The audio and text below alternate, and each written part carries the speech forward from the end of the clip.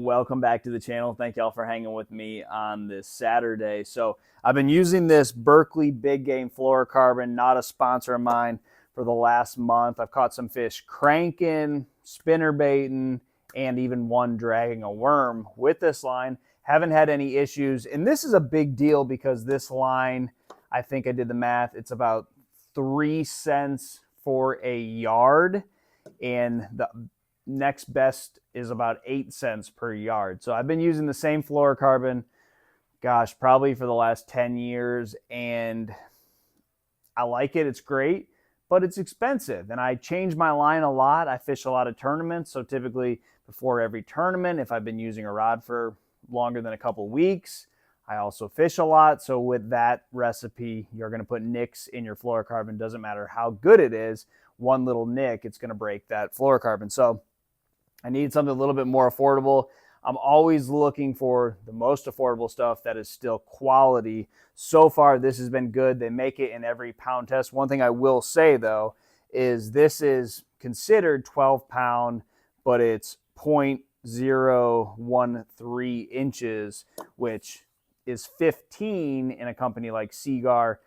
I don't really go by the pound test. I go by the size. The size is going to be what makes the bait do what it's supposed to do. So I've been using this as if it is 15, but again, still haven't broke it. Now, I will say a lot of times you're going to break on the hook set. So this may be really good for cranking or throwing something where I don't have to really set the hook hard, you know, like a chatterbait. This could be a lipless crankbait. All those baits would work really good for something.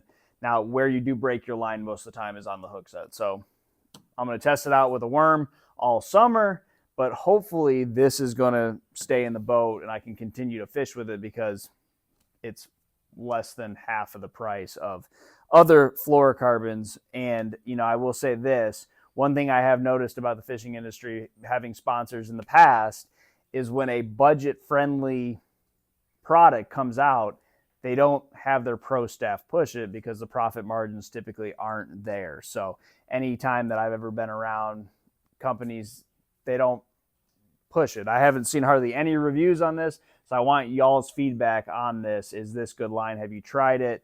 I use fluorocarbon for basically 80% of the stuff, unless I'm flipping or throwing a frog or a topwater. But I will also go on a limb and say that a lot of fishing tackle nowadays compared to 20 years ago just does not seem as strong, does not seem as good.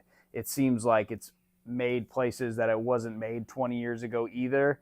So maybe we're in this point in time where most fishing tackle isn't great. So you can get away with using stuff like this Abu Garcia Silver Max. This is like a $30, $40, maybe $50 reel. I use it for topwaters. I'm not setting the hook. I am making long casts, but it casts great. I don't need a whole lot of power when I'm pulling a fish in on treble hooks. So, you know, I don't need torque. I'm not pulling them out of heavy cover when they're on a topwater walking bait. So that's a real, you know, I just feel like we're in this time period where everything's probably made in the same country and none of it's super quality that's going to last like a old school Shimano Bantam Curado. So let me know what you guys think about this line. I've only been testing it for a month. I haven't had any problems. I changed the line a whole lot, so I need something a little bit more affordable. I've been using Cigar Red Label forever. It's a great line, but even it being the most affordable line for the most quality I found, it still is rather expensive. So let me know on this, guys. Good luck to you, and I'll see you on the water.